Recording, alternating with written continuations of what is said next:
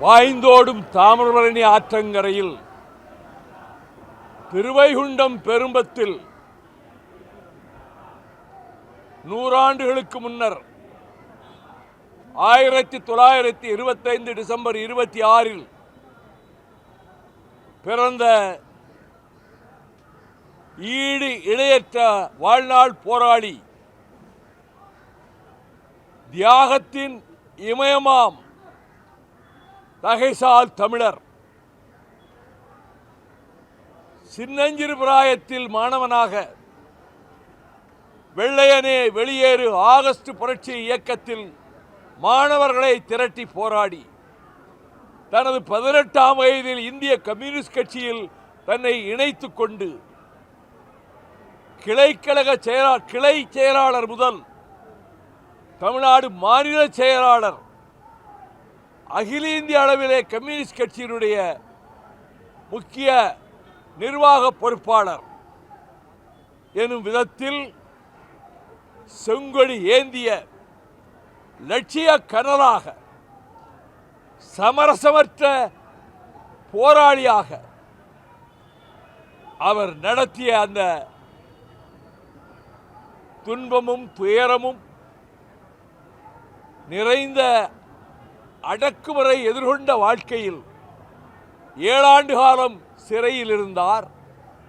2 ஆண்டு காலம் அவர் தலைமறைவு வாழ்க்கை நடத்திய போது ஒரு கட்டத்தில் காவல்துறையினர் அவரை கண்டுபிடித்து கைது செய்து ஒரு குன்றின் சரிவிலே கொண்டு போய் நிறுத்தி சகிக்க முடியாத, நாம் கற்பனை செய்ய முடியாத சித்திரவதைகளை செய்தனர். அனைத்தையும் தாங்கிக் கொண்டார். அலறவில்லை, கூச்சலிடவில்லை, போதும் என்று சொல்லவில்லை. அதன் உச்சக்கட்டமாகத்தான் அந்த தாமிரபரணி ஆற்றங்கரை தெற்கு சீமைக்கே உரியவர்களினுடைய அடையாளமாக அடர்ந்த முறுக்கு மீசை அந்த அண்ணன் நல்லகண்ணுவனுடைய முகத்தில் இருந்ததை கண்டு சகிக்காத அந்த கொடிய விலங்குகளை விட மோசமான மனம் படைத்த காவல்துறையினர் அந்த மீசையினுடைய ஒவ்வொரு ரோமத்தையும் பிடுங்கி அதிலே கொண்டாட்டம் நடத்தினார்கள். அவர் வாயாலேயே இதனிடத்திலே சொல்லியிருக்கிறார் எப்படி நடந்தது என்று.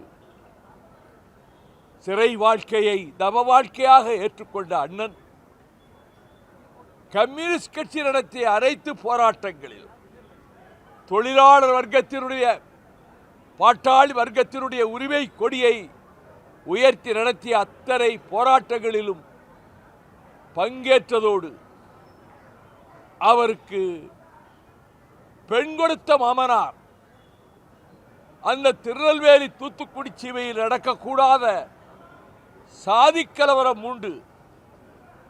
அவரது மாமனார் படுத்திருந்த இடத்திலேயே படுகொலை செய்யப்பட்ட போது அங்கு சென்று மாமனாரின் பூதவுடலுக்கு பக்கத்தில் போய் நிற்காமல் கம்யூனிஸ்ட் கட்சி அறிவித்திருந்த நெல்லை மாவட்டத்தின் பிரிதொரு பகுதியிலே போராட்டத்திலே போய் கலந்து கொண்டவர்.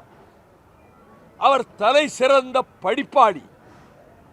எந்த நிகழ்ச்சிக்கு கலந்து கொண்டு பேசுவதானாலும் சுதந்திர தமிழீழ விடுதலைக்கு தமிழீழ விடுதலை புலிகள் கொடூரமான இனப்படுகொலையை எதிர்கொள்ள நேர்ந்த காலத்தில் 2008 அக்டோபர் 2ஆம் தேதி இந்திய கம்யூனிஸ்ட் கட்சி மிகப்பெரிய உண்ணாநிலை அறப்போர் நடத்தியதில் கலந்து கொண்டது மட்டுமல்ல, அந்த ஈழத்து இனப்படுகொலையை கண்டித்து தமிழ்நாட்டில் பல பகுதிகளில் நடைபெற்ற கண்டன கூட்டங்கள், உண்ணாநிலை போராட்டங்கள் அனைத்திலும் அண்ணன் நல்லகண்ணு கலந்து கொண்டார்.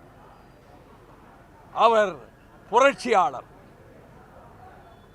புரட்சி என்ற சொல்லுக்கு இலக்கணமாகவே வாழ்ந்தவர்.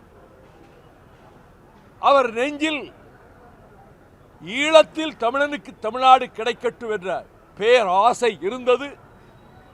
களத்தில் என்ற புலிகள் மீது அவருக்கு பெரிய மரியாதை இருந்தது. அதை நான் பக்கத்தில் இருந்து அறிந்தவன். அவர் 8 வயதில் தாமிரபரணி ஆற்றங்கரையிலே கட்டப்பட்டிருந்த பால திறப்பு விழாவில் கலெக்டரும் ஜில்லா போர்டு தலைவரும் இருக்கிற அந்த கூட்டத்தில் ஒரு ஓரமாக நிற்பதை அந்த புதுக்குடியில் இருக்கக்கூடிய தேநீர் கடை உரிமையாளர் இந்த போட்டோவிலே இந்த ஓரத்திலே இருக்கிற பையன் யார் தெரியுமா? நம்ம தலைவர் நல்ல கண்ணு என்று சொன்னார். அந்த புகைப்படத்துக்கு பிரதி எடுத்துக்கொண்டு போய் என் கிராமத்து வீட்டில் வைத்திருக்கிறேன். 8 வயது நல்லகண்ணு அரைக்கால் சட்டை போட்ட மாணவனாக அதிலே நின்று கொண்டிருக்கிறார். அவருக்கு மரணம் இல்லை, நல்லகண்ணுவுக்கு மரணம் இல்லை. நல்லகண்ணு என்கின்ற அந்த மாபெரும் புரட்சியாளனுக்கு, வாழ்நாள் போராளிக்கு அவர் காலத்தை கடந்து வாழ்கிறார். செங்கொடி தூக்கும் தோழர்களுடைய உள்ளங்களிலும் வாழ்கிறார். இந்த இன்ப தமிழ்நாட்டின் வாழ்வாதாரங்களை காப்பதற்கான போராட்டங்களில், ஆற்று மணலை பாதுகாக்கின்ற போராட்டங்களில், சுற்றுச்சூழலை பாதுகாக்கின்ற போராட்டங்களில் அவர் தவறாது பங்கெடுத்து கொண்டார். அப்படி முன்னின்று செங்கொடி பட்டாளத்தை வழிநடத்தி செல்வதற்கு அவர் இல்லை என்றாலும் தோழமைக்குரிய செங்கொடி வீரர்கள், இந்திய கம்யூனிஸ்ட் கட்சியுடைய காம்ரேடுகள் ஒவ்வொரு போராட்ட களத்துக்கு போகும்போதும் அதில் முன்னால் நின்று அண்ணன் நல்லகண்ணு வழிநடத்தி செல்கிறார் என்று மானசீகமாக நினைத்து அவரை நெஞ்சிலே நிறுத்தி, அதுவே ஒரு ஊக்கத்தை தரும், உந்துதலை தரும். கம்யூனிஸ்ட் கட்சியினுடைய தலைகாலா செங்கொடிக்கு வீர வணக்கம் செலுத்துகிற தோழர்கள் உள்ளத்தில் மங்காது மறையாது என்றும் ஜொலித்துக் கொண்டிருக்கின்ற பிரகாச ஒளியாக அவர் காலத்தையும் கடந்து வாழ்கிறார் என்பதால் தான் யமன் கூட அவரிடத்திலே போராடித்தான் பார்த்தான். அவரை எளிதிலே வீழ்த்த முடியவில்லை. ஒவ்வொரு போராட்டத்திலும் அவர் மீண்டு இல்லத்துக்கு வந்தார். அந்த ஜீவ மரண போராட்டத்தில் அவர் மறைவதற்கு முதல் நாள் அரசு மருத்துவமனையிலே மருத்துவர்கள் உயர்ந்த சிகிச்சை தந்தார்கள். கண்ணாடி வைக்கப்பட்டிருக்க இடத்துக்குள்ளே சாய்ந்து படுத்திருந்த நம் தகைசால் தமிழருக்கு பக்கத்தில் அவரது புதல்வி நின்று கொண்டிருந்தார். நான் அந்த கண்ணாடிக்கு வெளியில் இருந்தவாறு அண்ணன் நல்லகண்ணு அவர்களை பார்த்து இருகரம் கூப்பி வணங்கியவாறு மனதுக்குள், அண்ணரே, நீங்கள் விடைபெற்று செல்ல இருக்கிறீர்கள். உங்களுடைய ஆவி இன்னும் சில மணி நேரங்களிலேயோ பல மணி நேரங்களிலேயோ அடங்கலாம். உங்கள் உயிர் பறவை பிறந்து போகலாம். ஆனால் இந்த நேரத்தில் நான் பிரார்த்தனை செய்வதெல்லாம், உங்களுக்கு இருந்த அந்த உறுதி எனக்கு வேண்டும். உங்களுக்கு இருந்த சமரசமில்லாத லட்சிய தாகம் எனக்கு வேண்டும். எத்தனை தோல்விகள் வந்தாலும், எத்தனை எதிர்ப்புகள் வந்தாலும், ஏன் இடி சொல் ஏளன சொல் ஒருவேளை என்னை சூழ்ந்தாலும் அதை நெஞ்சுறுதியோடு தாங்கிக் கொள்ளக்கூடிய பலத்தை அண்ணன் எனக்கு தர வேண்டும் என்றுதான் நான் பிரார்த்தனை செய்தேன். அவருக்கு அரசு மரியாதை, அந்த அரசு மரியாதைக்கு எதனால் மரியாதை, தகைசால் தமிழர் அந்த பதவிக்கு இவரால் மரியாதை. இன்னும் அவருக்கு என்னென்ன சிறப்புகள் செய்ய வேண்டுமோ அதனை தமிழ்நாட்டினுடைய முதலமைச்சர் என் ஆருயிர் சகோதரர் தளபதி ஸ்டாலின் அவர்கள் திட்டமிட்டு இந்திய கம்யூனிஸ்ட் கட்சியினுடைய தலைவர்களிடம் கலந்து ஆலோசித்து செய்வார். அப்படி செய்யக்கூடிய மனப்பாங்கோடு இருக்கிறார். அண்ணன் நல்லகண்ணுவினுடைய இந்த பிரிவில் வந்து கண்ணீர் சிந்தி மலர்களை சூட்டி அவருக்காக புரட்சி முழக்கம் எழுப்ப எத்தனை எத்தனை எத்தனை கட்சிகள் இந்த தமிழ்நாட்டிலே இருக்கக்கூடிய அரசியல் கட்சிகள் மட்டுமல்ல, பொதுநலனில் அக்கறை கொண்டவர்கள் அத்தனை பேரும் இந்த மாமனிதனுடைய மேனியை காணத்தான் வருகிறார்கள். மறைகிற போதும் என் உடலை மண்ணுக்குள்ளே புதைக்காதீர்கள், என் உடலை சிதையிலே வைத்து விறகு நெருப்பு மூட்டி எரிக்காதீர்கள், இந்த உடலின் அவயவங்கள் மரணத்தோடு போராடுகிற மற்ற நோயாளிகளுக்கு பயன்படட்டும் என்ற உன்னதமான குறிக்கோளோடு தன் மேனியை அரசு மருத்துவமனைக்கே ஒப்படைத்து விட்டார். மரணத்திலும் கூட தன் புகழ் கொடியை உயர்த்தி விட்டார். எளிமையின் சிகரம், நேர்மையின் சிகரம், பாட்டாளி வர்க்கத்தினுடைய உரிமைக்கு கொடியேந்தி முழக்கம் இடுவதிலே சிகரம். உத்தமர், அம்மாமனிதன், வாழ்நாள் போராளி, எங்கள் நெஞ்சத்தில் அணையாத தீபமாக ஒளி வீசிக்கொண்டே இருப்பார். அவருக்கு மறுமலர்ச்சி திராவிட முன்னேற்ற கழகத்தின் சார்பில் அவரது குடும்பத்தினருக்கு எல்லோரும் புரட்சி, அந்த குடும்பத்தில் எல்லோரும் செங்கொடி வீரர்கள் தான், எல்லோரும் அண்ணன் பாதையில் நடக்கிறவர்கள் தான். அந்த குடும்பத்தினருக்கு, உற்றார் உறவினருக்கு, உறவினர்கள் என்பவர்கள் எல்லாம் கம்யூனிஸ்ட் தோழர்கள் தான். அத்தனை பேருக்கும், இந்திய கம்யூனிஸ்ட் கட்சியினுடைய தலைமை நிர்வாகிகளுக்கும், வீர செங்கொடி ஏந்திடும் காம்ரேடுகளுக்கும் நான் கண்ணீர் அஞ்சலியை வீர வணக்கத்துடன் மறுமலர்ச்சி திராவிட முன்னேற்ற கழகத்தின் சார்பிலே தெரிவித்துக் கொள்கிறேன். நீடு வாழ்க அண்ணன் நல்லகண்ணு அவர்களுடைய கீர்த்தியும் புகழும். பயன்படுகின்ற வகையிலே அவருடைய உடலை கூட இன்றைக்கு தானமாக இந்த சமூகத்திற்கு கொடையாக கொடுத்திருக்கிறார். ஐயா நல்லகண்ணு அவர்களை பற்றி பேச வேண்டும் என்றால் ஒரு 100 ஆண்டு வரலாறை பேச வேண்டியிருக்கிறது. கம்யூனிஸ்ட் கட்சியினுடைய தன்னலமற்ற போராட்டத்தினுடைய அடையாளமாக ஐயா நல்லகண்ணு அவர்கள் தனது இறுதி மூச்சு வரை வாழ்ந்து காட்டியிருக்கின்றார். ஒரு கம்யூனிஸ்டாக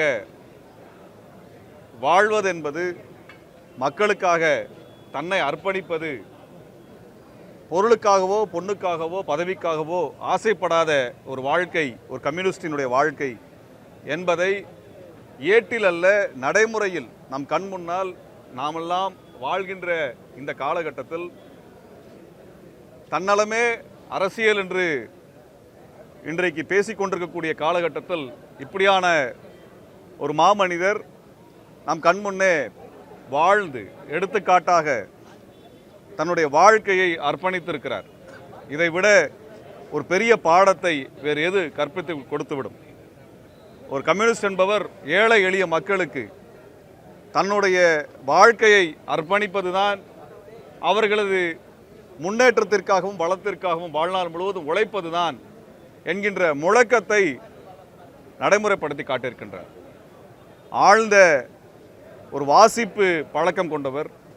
எந்த புத்தகத்தை அவருக்கு கொடுத்தாலும் அன்றைய தினத்திலே அவர் வாசித்து முடித்துவிடக்கூடிய ஒரு பழக்கத்திற்கு சொந்தமானவர். கடந்த ஆண்டு எங்களது மாநாட்டிற்காக அவரை அழைத்த பொழுது அதில் இருக்கக்கூடிய தலைப்புகளை குறித்தெல்லாம் எங்களிடத்தில் கேள்வி கேட்டுக் கொண்டிருந்தார், பேசிக் கொண்டிருந்தார். எப்பொழுது சென்றாலும் ஏதேனும் ஒரு புத்தகத்தை எடுத்து நம்ம இடத்துல கொடுத்து படிக்க சொல்லுவார், வாசிக்க சொல்லுவார். எப்பொழுது அந்த அவரது வீட்டை கடந்து செல்லும் பொழுதும் அவர் வாசித்துக் கொண்டிருப்பதை நம்மால் பகலிலே பார்க்க முடியும். இத்தனை வயதிலும் கூட வாசிப்பதை அவர் நிறுத்தவில்லை. தனக்கு நினைவிருக்கக்கூடிய காலகட்டம் வரை வாசிப்பை தொடர்ந்திருக்கிறார் என்றால், இந்த சமூகத்தை பற்றியான அனைத்து அறிவுகளையும் தொகுத்து மக்களுக்கு பயனுற வாழ வேண்டும் என்கின்ற உந்துதல் சக்தியை தவிர வேறு என்ன இருந்துவிட முடியும்? நியூ செஞ்சுரி புத்தக நிலையத்தை செழுமைப்படுத்தி பல்வேறு தலைப்புகளை இன்றைய சமூகம் படிப்பதற்குரிய வகையில் கொடுத்தவர். தொழிற்சங்க போராட்டத்தை முன்னின்று நடத்தியவர். உழவர்களினுடைய போராட்டத்தில் அயராத பங்களிப்பை செய்தவர். விடுதலை போராட்ட வீரராக வாழ்ந்தவர். வெள்ளையருக்கு எந்த இடத்திலும் மண்டியிடாத, மன்னிப்பு கடிதம் எழுதி கொடுக்காத ஒரு மரபுக்கு சொந்தக்காரர். சித்திரவதை செய்த பொழுதிலும் கூட விடுதலை முழக்கத்தை நான் கைவிட மாட்டேன் என்று முழங்கி நின்ற, உறுதியாய் எழுந்து நின்ற ஒரு மாமனிதர். இந்த காலகட்டத்திலும் தனிப்பட்ட முறையில் நாங்கள் சொல்ல வேண்டும் என்றால், மே 17 இயக்கத்தின் மீது 2018-19 காலகட்டத்தில் நடத்தப்பட்ட கடுமையான ஒடுக்குமுறை சமயத்தில் எங்களை எல்லாம் அழைத்து எங்களுக்கு ஆதரவு கொடுத்து என் மீது சுமத்தப்பட்டிருக்கூடிய வழக்குகளை எல்லாம் நீக்க வேண்டும் என்று ஒரு தீர்மானத்தை கட்சிகளிடத்தில் கொண்டு போய் சேர்த்த ஒரு பெருமகனார். நாங்களெல்லாம் இன்றைக்கு சுதந்திரமாக போராட்ட காலத்தில் இயங்குகிறோம் என்றால் ஐயா நல்லகண்ணு அவர்களுடைய அன்பும் அரவணைப்பும் அந்த தோழமை உணர்வும் தான் எங்களை இன்று வரை வாழ வைத்துக் கொண்டிருக்கிறது. அவர் நினைக்கும் பொழுதெல்லாம் அவரது மறைவு என்பது எங்களுக்கு மறைவுறாத ஒரு துயரத்தை கொடுத்து கொண்டிருக்கிறது. இன்னும் எங்களோடு அவர் இருப்பது போல பேசுவது போலத்தான் எங்களுக்கு இருக்கிறது. ஏனென்றால் நகைச்சுவை உணர்வு மிக்கவர், எந்த நெருக்கடியும் எளிதாக கையாளுகின்ற ஒரு மனப்பக்குவம் கொண்டவர், நீண்ட அரசியல் அனுபவம் கொண்டவர், எந்த பதவிக்கும் ஆசைப்படாதவர், மக்கள் நலனை முன்னிறுத்தி எதற்கும் சமரசம் செய்து கொள்ளாதவர், எங்களுக்கெல்லாம் ஒரு வழிகாட்டியாக வாழ்நாள் முழுவதும் இருக்கக்கூடியவர். அப்பேற்பட்ட ஒரு மாமனிதனை இழந்திருப்பது என்பது இதுவரை நாம் சந்தித்த ஒரு பேரிழப்பிலே வரலாற்று பேரிழப்பாக ஐயா நல்லகண்ணு அவர்களுடைய இந்த மறைவை பார்க்கின்றோம். அவருக்கு கொடுக்கப்பட்ட விருதுகளை குறித்து அவர் கவலைப்பட்டதில்லை. விருதுகளோடு சேர்ந்து வந்த அந்த பரிசு பொருளை அவர் துச்சமாக மதித்திருக்கிறார். அதையும் மக்களுக்கு அவர் தாரை வார்த்திருக்கிறார். இப்படிப்பட்ட ஒரு மாமனிதர் வாழ்ந்த காலத்தில் அவரது வாழ்க்கையை எடுத்துக்காட்டாக எடுத்து நாமும் வாழ வேண்டும் என்ற உறுதியை இந்த சமயத்தில் எடுத்துக்கொள்கின்றோம். அவரது மறைவு எங்களால் ஏற்க முடியாத ஒரு மறைவாக, தனிப்பட்ட ஒரு இழப்பாக நாங்கள் பார்க்கின்றோம். ஐயா நல்லகண்ணு அவர்களுக்கு எங்களது செவ்வணக்கத்தை நாங்கள் பதிவு செய்கின்றோம். வீர வணக்கம். Subscribe to One India and never miss an update.